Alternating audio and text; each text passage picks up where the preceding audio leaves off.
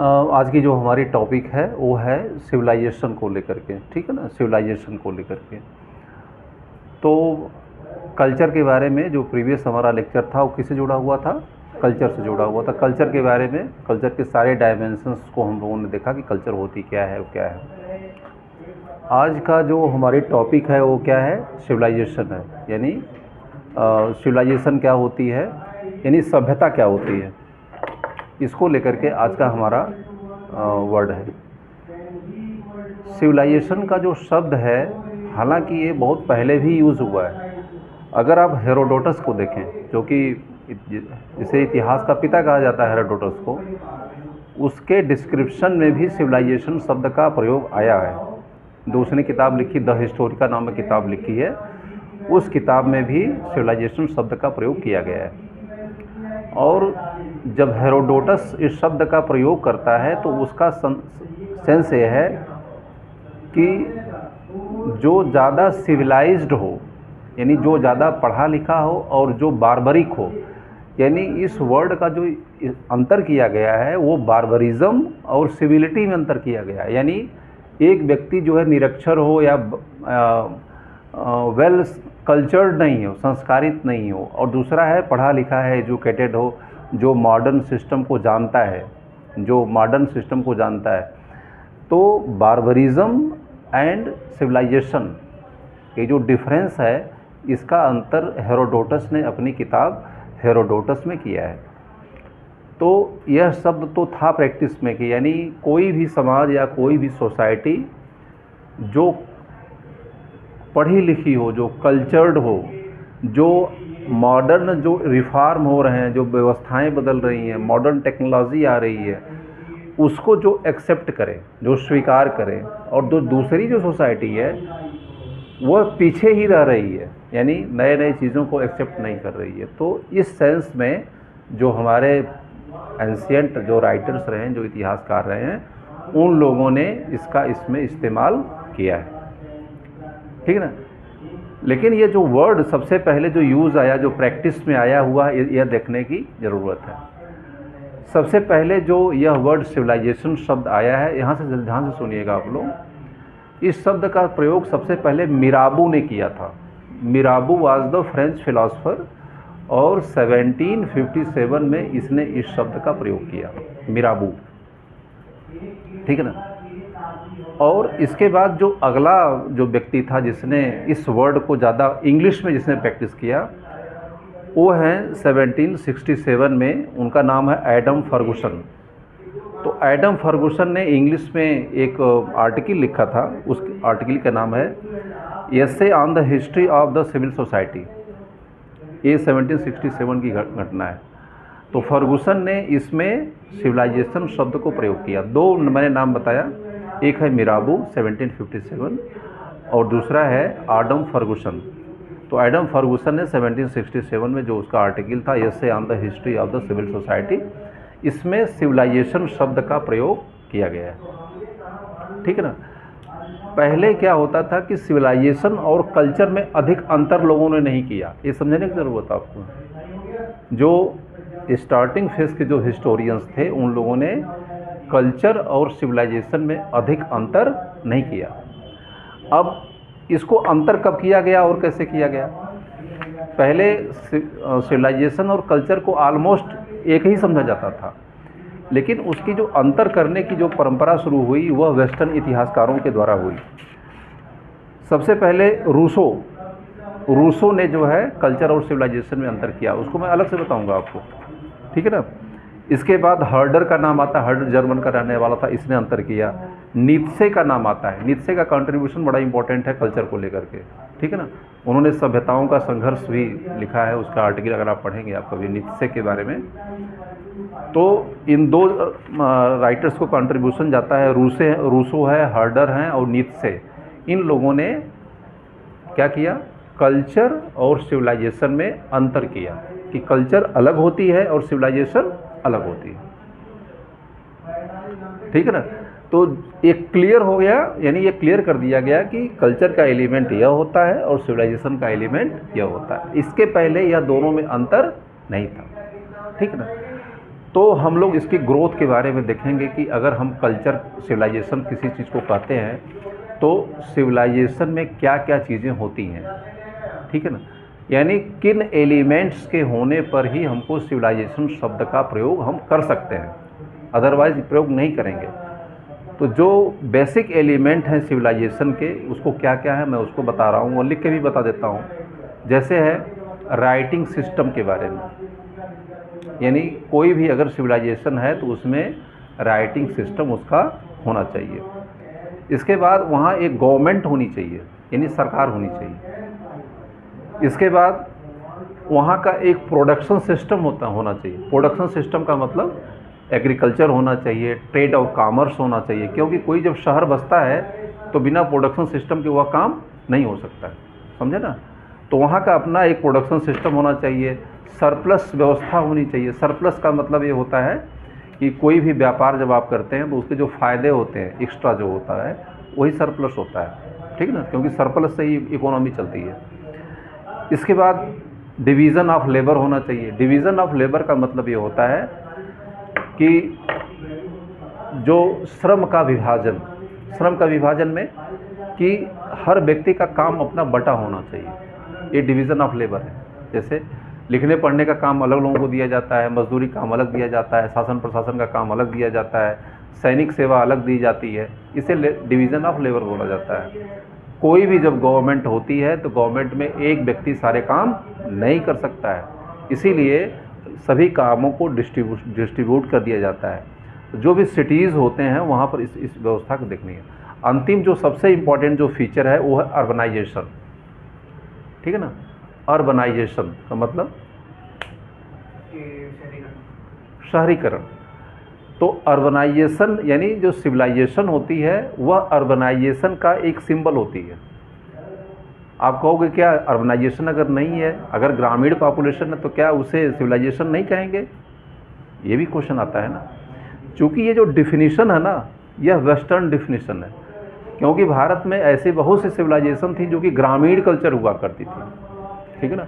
जैसे Chalcolithic as को जब पढ़ोगे आप, चैल्कोलिथिक का मतलब ताम्र पाषाणिक संस्कृति भारत की पढ़ोगे, नाम सुना है इसका, चैल्कोलिथिक एज यानी ताम्र पाषाणिक संस्कृतियाँ पूरे भारत में फैली हुई थी और इनका जो कार्यकाल है वो हड़प्पा सभ्यता के पहले है और पैरेलल भी है, दोनों बातें हैं। तो जब चैल्कोलिथिक एज को पढ़ोगे तो जो उनकी कल्चर हुआ करती थी वो ग्रामीण होती थी, तो क्या उसे कल्चर आप नहीं कर सकते हैं। तो चूँकि वेस्टर्न जो कॉन्सेप्ट है यह कहता है कि जो कल्चर सिविलाइजेशन का जन्म होता है हमेशा शहरों में ही होता है, यह कहना पूरी तरीके से गलत है। जितनी मैंने क्वालिटीज़ बताई, जैसे राइटिंग सिस्टम है, गवर्नमेंट के बारे में है, डिवीज़न ऑफ लेबर है, इसके बाद सरप्लस की जो व्यवस्था होती है, डिवीज़न ऑफ लेबर होता है, ये तो गांव में भी हो सकता है ना। तो जो वेस्टर्न कॉन्सेप्ट है कि जो शहर में रहेगा वो सिविलाइज्ड है और जो शहर में नहीं रहेगा वो सिविलाइज्ड नहीं है, यह पूरी तरीके से गलत कॉन्सेप्ट है। तो लेकिन जो 5-6 व्यवस्थाओं को मैंने बताया उसके बारे में, लेकिन जो वेस्टर्न आइडिया है वो इसी के इर्द गिर्द घूमती है कि जो शहर में रहता है वही उसी को सिविलाइजेशन कहा जाए या वही सिविलाइज्ड है। तो इसको आपको ध्यान देना पड़ेगा। जो 5-6 चीज़ों को मैंने बताया उसको ध्यान रखिएगा कि जो सिविलाइजेशन होती है उसके कितने एलिमेंट, मैंने 5 एलिमेंट बताया था। उसमें राइटिंग सिस्टम के बारे में बताया था, मैंने गवर्नमेंट के बारे में बताया था, इसके बाद सरप्लस सिस्टम, ठीक है ना, और इसके बाद डिवीज़न ऑफ लेबर हो गया और इसके बाद अर्बनाइजेशन हो गया। तो these are the elements of the urbanisation. इतनी विशेषताएं होने पर किसी भी जो कल्चर होती है उस कल्चर को हम सिविलाइजेशन कह सकते हैं, ठीक है ना। और अब थोड़ी सी इसके ओरिजिनेशन के बारे में हम देख लेते हैं कि जो सिविलाइजेशन का वर्ड है वो कैसे ओरिजिनेट होता है। क्योंकि मैंने आपको अगर कल्चर जब पढ़ाया था तो कल्चर में आपने देखा होगा कि कल्चर के बहुत से उसके जो ओरिजिनेशन ऑफ जो वर्ड्स हैं उसकी बहुत सी क्वालिटीज़ का आपको पता चला था, क्योंकि जो और उन्हीं उसका मूल उद्देश्य भी था। तो जो सिविलाइजेशन जो शब्द ओरिजिनेट हुआ है वो 2 शब्दों से हुआ है, एक है सिविस, दूसरा है सिविटाज।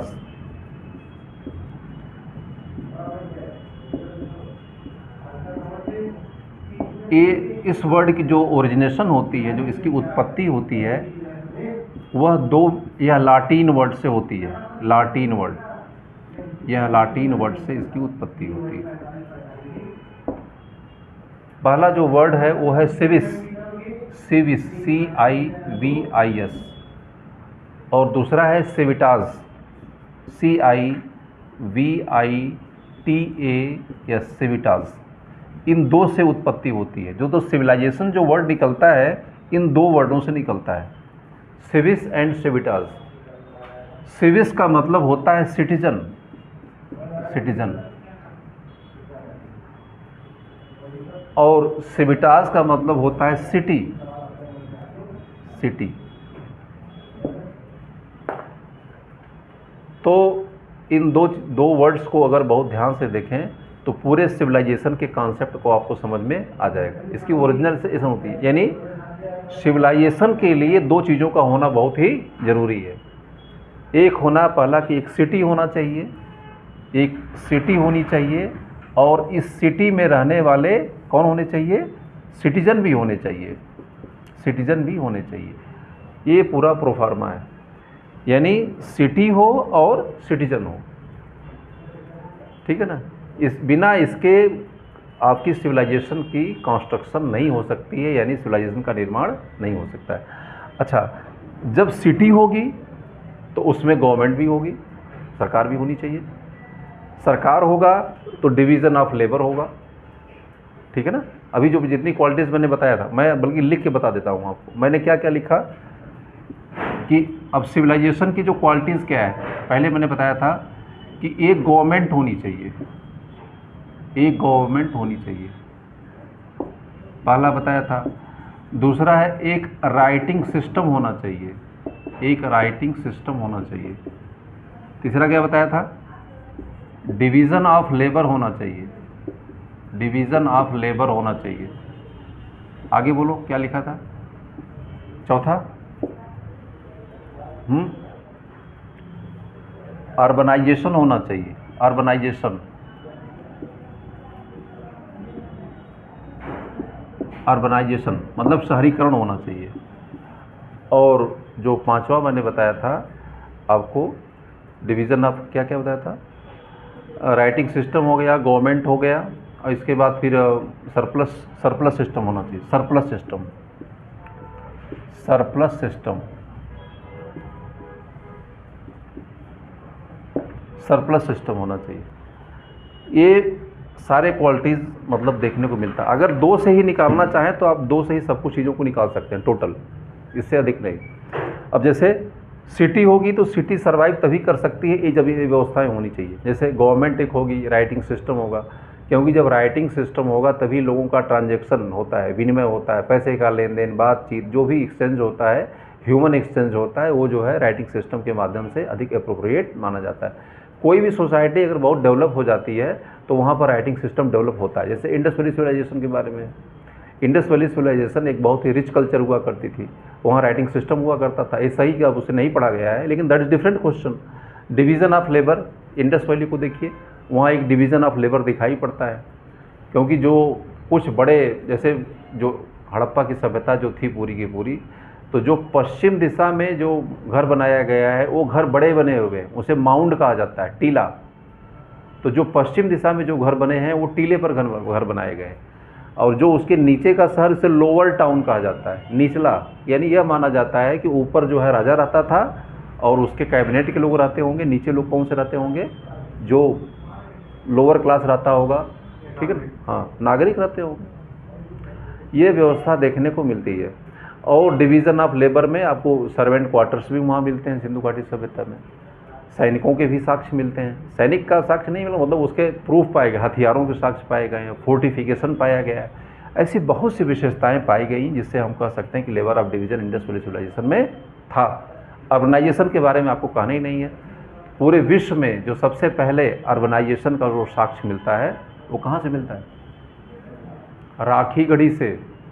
कहाँ से, टाउन प्लानिंग का सबसे पहला विश्व का प्राचीनतम साक्ष्य राखीगढ़ी से प्राप्त होता है। तो राखीगढ़ी से ये साक्ष्य होता है अर्बनाइजेशन का। तो पूरे सिंधु घाटी सभ्यता अपने अर्बनाइजेशन के लिए ही जानी जाती है। और इसके बाद सरप्लस सिस्टम के बारे में बताया कि सिंधु घाटी सभ्यता एक बहुत लंबे समय तक कार्य करती रही, और जो वहाँ का इंफ्रास्ट्रक्चर है, जो बिल्डिंग है, जो भवन है, जो रोड्स बनाए गए हैं, जो पोर्ट्स बनाए गए हैं, जो वहाँ का हैंडीक्राफ्ट था, यह शो करता है सभी को मिला करके कि वहाँ की जो कल्चर काफ़ी रिच हुआ करती थी और वो फ़ायदे में थी। जब फ़ायदा नहीं होगा तो फिर आप नया कंस्ट्रक्शन नहीं कराएंगे, ठीक है ना। जब आपके पैसे में, यानी आपके बकेट में जब पैसे होता है तभी तो नई गाड़ी खरीदते हो, नया घर खरीदते हो, नई जगहों को। तो किसी भी सभ्यता के पास, यानी गवर्नमेंट के पास अगर खजाना नहीं है तो ना तो रोड बनवाएगी, ना तो कम से कम नए काम करेगी।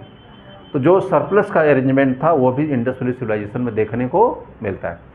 ये वर्ड है सिविलाइजेशन से दो वर्ड की है, एक है सिविस और दूसरा है सिविटास। सिविस का मतलब सिटीजन और सिविस का मतलब सिटीजन और सिविटास का मतलब सिटी।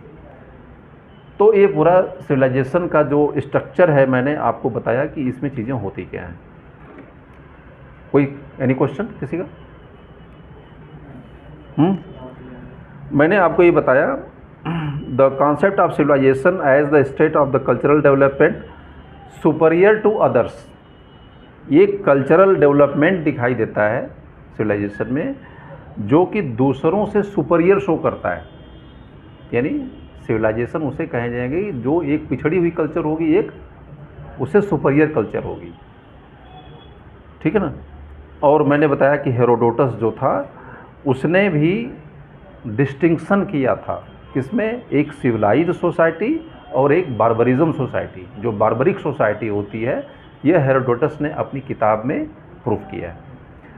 अब हम अगले सेक्शन की तरफ हम लोग आगे बढ़ते हैं कि मैंने शुरू से बताया था कि कल्चर और सिविलाइजेशन में पहले बहुत अधिक अंतर नहीं था। हालांकि इस शब्द का प्रयोग किया गया है, लेकिन जो बहुत क्लियर डिस्टिंक्शन होता है वह देखने को यहाँ पर नहीं मिलता है।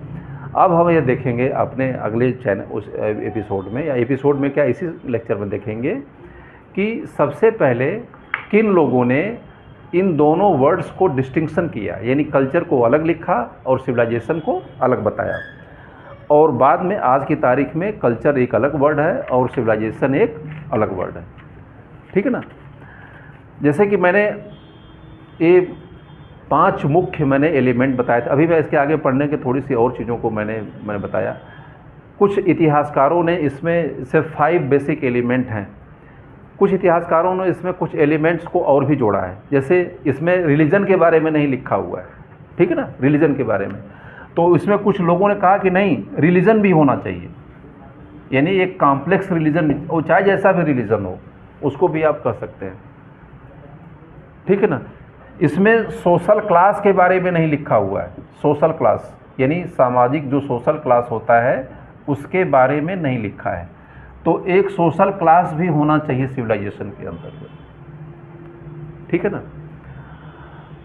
और गवर्नमेंट के बारे में मैंने बताया कि गवर्नमेंट के भी बारे में लोगों ने कहा कि नहीं, वेल सेंट्रलाइज्ड गवर्नमेंट होनी चाहिए, वेल सेंट्रलाइज्ड गवर्नमेंट। तो यह भी एक है, वेल सेंट्रलाइज्ड गवर्नमेंट होनी चाहिए, एक गवर्नमेंट होनी चाहिए, ठीक है। और ये एलिमेंट्स और कुछ इतिहासकारों ने जोड़ा, फिर 5 से हो गया, ये 7-8 हो गया। लेकिन जो सबसे अप्रोप्रिएट जो क्लासिफिकेशन माना जाता है वो है चिल्डे का। चिल्डे एक बहुत बड़े थिंकर थे वेस्टर्न कंट्रीज़ के, जिनका कि ह्यूमन हिस्ट्री को लिखने में चिल्डे का बहुत बड़ा कंट्रीब्यूशन था, ठीक है ना, चिल्डे। तो चिल्डे ने कहा कि नहीं, कम से कम 10 एलिमेंट होना चाहिए, 10 एलिमेंट होना चाहिए, ठीक है ना। यानी सिविलाइजेशन का कितना एलिमेंट होना चाहिए, 10 एलिमेंट होगा तब उसे सिविलाइजेशन कहा जा सकता है। अदर देखो, सिविलाइजेशन इसलिए बड़ा शब्द है क्योंकि कई कल्चर को मिला करके एक सिविलाइजेशन बनती है, ठीक है ना। कई कल्चर्स को मिला करके एक सिविलाइजेशन बनती है। इसीलिए जब सिविलाइजेशन वर्ड का हम लोग प्रयोग करते हैं तो चिल्डे का ये कहना था कि कम से कम इसमें 10 एलिमेंट होने चाहिए, 10 एलिमेंट। मैं उसको पढ़ के बता दे रहा हूँ क्योंकि लिखना संभव नहीं है। तो चिल्डे ने कहा कि इंक्रीज सेटलमेंट साइज, पहला कहा इंक्रीज्ड सेटलमेंट साइज्ड। इनके कहने का मतलब है कि जो आबादी होगी, आबादी यानी जिस एरिया में उस सिविलाइजेशन को स्थापित किया जाता है वो कम ना हो, दिन पर दिन क्या हो, बढ़ती रहे। तो बिना किसी एरिया के कोई सिविलाइजेशन नरिश हो ही नहीं सकती है, आपको पता है। तो इसीलिए चिल्डे ने कहा कि इंक्रीज्ड सेटलमेंट साइज, जो सेटलमेंट है, जो आबादी है, जो बसाहट है, वह बढ़ती होनी चाहिए या एक फिक्स एरिया में होनी चाहिए।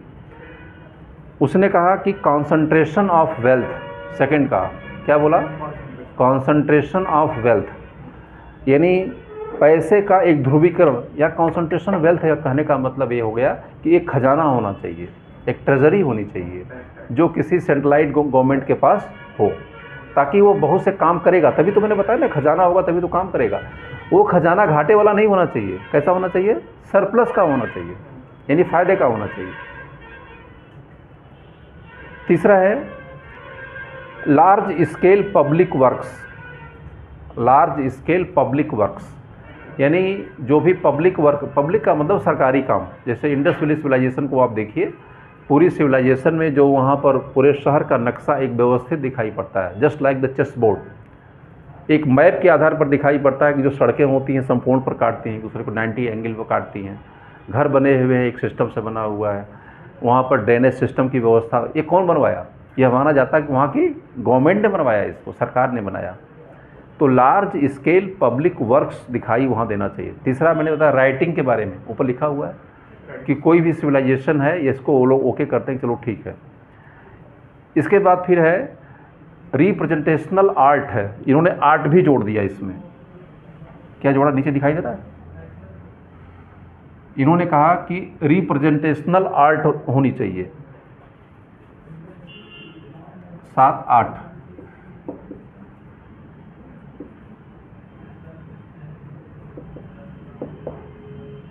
रिप्रेजेंट आर्ट होनी चाहिए।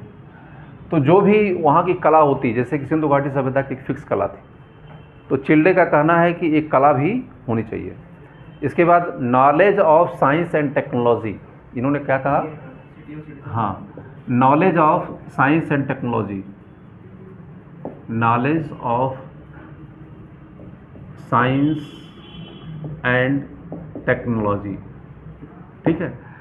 इन्होंने कहा कि उन्हें साइंस और टेक्नोलॉजी भी उनके पास होनी चाहिए, आर्ट भी होनी चाहिए, ठीक है ना, ये भी इन्होंने जोड़ा। इसके बाद फॉरेन ट्रेड, तो हम लोग ये देखते हैं कि जो मैंने बताया कि जो चिल्डे का जो कंट्रीब्यूशन है, चिल्डे का जो क्लासिफिकेशन है, वो लास्ट में सबसे फाइनल माना जाता है। चिल्डे ने ये कहा कि करीब कुल मिलाकर के 10 क्वालिटीज़ होनी चाहिए, 10 क्वालिटीज़ होनी चाहिए एक सिविलाइजेशन को बनने के लिए, ठीक है ना। तो मैंने बताया कि इसमें गवर्नमेंट पहला मैं बता रहा हूँ, गवर्नमेंट है, इसका मतलब है वेल सेंट्रलाइज्ड गवर्नमेंट होनी चाहिए, गवर्नमेंट ही नहीं होनी चाहिए बल्कि वेल सेंट्रलाइज्ड गवर्नमेंट होनी चाहिए। राइटिंग सिस्टम होना चाहिए, डिवीज़न ऑफ लेबर होना चाहिए, अर्बनाइजेशन होना चाहिए।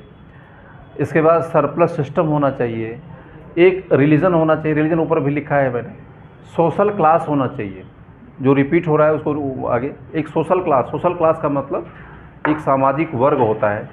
सोशल वर्ग जैसे होता है अधिकतर जो इंडियन सोसाइटी है, हर जगह जो है एक पृष्ठ वर्ग माना गया है, क्षत्रिय वर्ग माना गया है, वैश्य वर्ग माना गया है, और जो लोअर निम्न वर्ग काम करने उन्हें शूद्र कहा गया है। तो नाम बेशक अलग है, लेकिन यूरोपियन हिस्ट्री को भी अगर आप देखेंगे तो यूरोपियन हिस्ट्री में भी इन क्लास की सूचना हमें मिलती है, ठीक है ना। और इसके अलावा जो मैंने अभी लिखा था कि रिप्रेजेंटेशन ऑफ आर्ट, तो रिप्रेजेंटेशन ऑफ आर्ट में भी एक अपने आप में, यानी हर सिविलाइजेशन की अपनी एक कला होती है, वो कला चाहे जिस भी रूप में हो, चाहे जैसे भी रूप में, उसको देखने को मिलता है।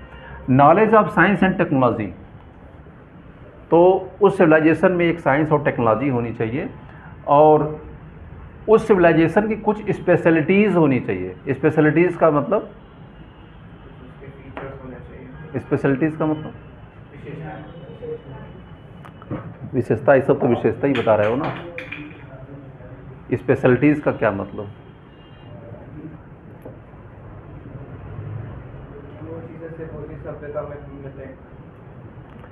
हाँ बिल्कुल, स्पेशलिटीज़ का मतलब ये होता है कुछ ऐसी विशेषताएं जो कि उसी सभ्यता की महत्वपूर्ण एक क्वालिटीज़ हो, जो दूसरी जगहों पर देखने को न मिले, इसको कहते हैं specialities.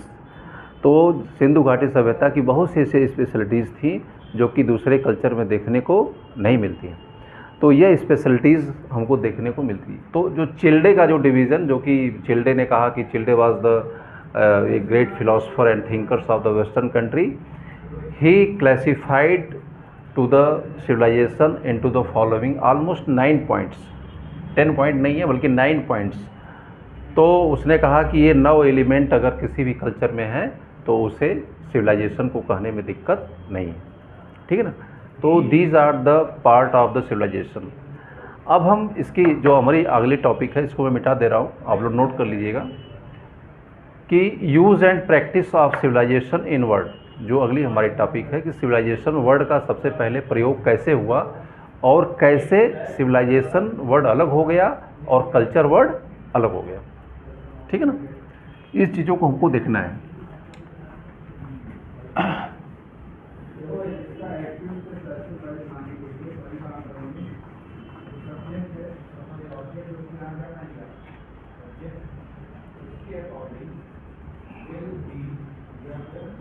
Use and practice of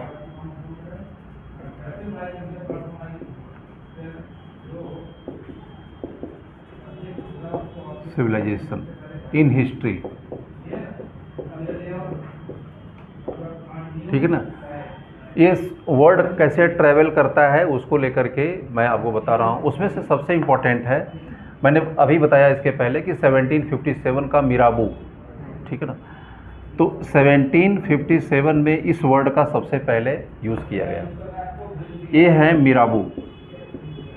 मिराबू मिराबू जो एक फ्रेंच फिलोसोफर थे और फ्रेंच फिलोसोफर थे, वहाँ के सोशल रिफॉर्मर भी थे। तो मिराबू ने सबसे पहले इस वर्ड का यूज़ किया था 1757 में। फिर 1767 में किसने यूज़ किया? Adam Ferguson. किसने किया? एडम फर्गुसन ने सबसे पहले इस वर्ड का यूज़ किया। एडम फर्गुसन ने सबसे पहले यूज़ किया और उनकी जो किताब है essay on the history of, इनकी essay on history of civil society, ये इनकी किताब का नाम है। इस किताब में इन्होंने सिविलाइजेशन वर्ड का खुल के प्रयोग किया। इसके बाद पूरे यूरोपीय देशों में सिविलाइजेशन शब्द का प्रयोग खुल करके होने लगा, सिविलाइजेशन शब्द का। तो इंग्लिश में कंट्रीब्यूशन जाता है एडम फर्गुसन को और फ्रेंच वर्ड में जाता है मिराबू को, ठीक है ना। तो इस वर्ड को अगर देखा जाए तो जो टेक्निकली उस समय यूज़ किया गया था, this word was used to oppose to the barbarism और rudeness in the active pursuit of the progress, ठीक है ना। Characterisation of the age and enlightenment. यूरोपीय देशों में जब इस वर्ड को प्रयोग किया गया सिविलाइजेशन का, तो वहाँ पर औद्योगिक क्रांति हो चुकी थी, औद्योगिक क्रांति हो रही थी rather. Age of enlightenment was started in the European countries. वहाँ पर इनलाइटमेंट यानी जो का एज शुरू हो गई थी, तो उन लोगों ने जो प्रोग्रेस वहाँ पे हुई, जो विकास हुए, नए नए शहर बसाए गए और नए नए साइंटिफिक इंस्ट्रूमेंट्स का जो आविष्कार हुआ, तो सोसाइटी का कुछ हिस्सा पीछे रह गया ब्रिटेन में, अब कुछ हिस्सा काफ़ी प्रोग्रेसिव हो गया, आगे निकल गया, जो शहरों में बसता था। तो इन्होंने जो प्रोग्रेसिव था, जो शहरों में बसता था, उसके लिए जिस वर्ड का यूज़ किया वो वर्ड क्या था? सिविलाइजेशन। अब अगला है 17, अगर वर्डों को देखा जाए तो 1700 से लेकर के 1800 तक, 1800 एडी तक, तो जो फ्रेंच रिवॉल्यूशन में जो इस वर्ड को यूज़ किया गया, फ्रेंच रिवॉल्यूशन में, फ्रेंच रिवॉल्यूशन, जो फ्रेंच रिवॉल्यूशन हुई थी उसमें इस शब्द का प्रयोग किया गया। तो जो वहाँ की प्रोग्रेस हुई थी, उन्नति हुई थी, ठीक है ना, तो प्रोग्रेस ऑफ द ह्यूमैनिटी को के रूप में देखा गया, प्रोग्रेस ऑफ ह्यूमैनिटी के रूप में देखा गया, ठीक है। यानी सिविलाइजेशन शब्द का प्रयोग फ्रांस की क्रांति में जो वहाँ पर विकास हुआ, जो डेवलपमेंट हुआ, उस शब्द को रेखांकित करने के लिए विशुद्ध रूप से किया गया। समझे? और आगे चलते हैं। अब 20th सेंचुरी का मतलब 20वीं शताब्दी में यहाँ दिखाई दे रहा है। अब 20th सेंचुरी की बात करते हैं। 20वीं शताब्दी में इस शब्द की ओरिजिनेशन होती है। उसमें से सबसे जो इम्पोर्टेंट है रूसो।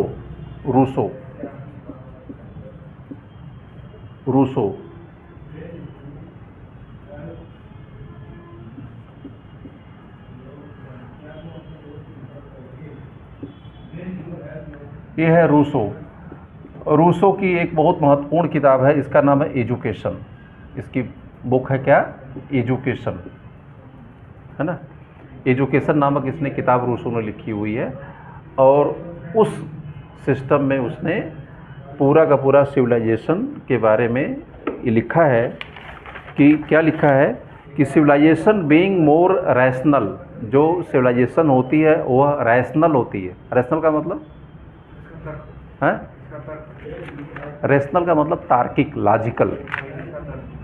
हाँ, तो जो सिविलाइजेशन बीइंग मोर रैशनल, जो भी सिविलाइजेशन होगी वो रैशनल होगी, यानी साइंटिफिक टेम्पर लिए हुए या तार्किक होगी।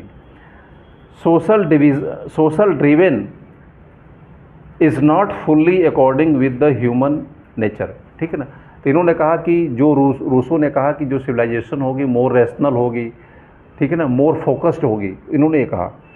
अगले जो विद्वान हैं वो है हर्डर। ये जर्मन के थे। हर्डर ये जर्मनी के थे। इन्होंने सिविलाइजेशन वर्ड को की जो ग्रोथ है उसे और भी आगे बढ़ाया, हर्डर ने। तो इन्होंने दोनों में अंतर किया कि ये अंतर किया कि कल्चर क्या होती है और सिविलाइजेशन क्या होती है। ठीक है ना।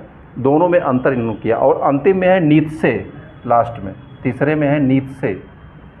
नीत्शे का कभी नाम सुना है आप लोगों ने? है? नीत्शे जो है बहुत बड़े एक फिलॉसफर माने जाते हैं, जर्मनी के रहने वाले थे। उन्होंने सुपर ह्यूमन की बात की। सुपर ह्यूमन नाम सुना है? महामानव, सुपर ह्यूमन की बात उन्होंने की, नीत्शे। तो नीत्शे का कंट्रीब्यूशन जो है वो भी अपने आप में बड़ा इम्पोर्टेंट है।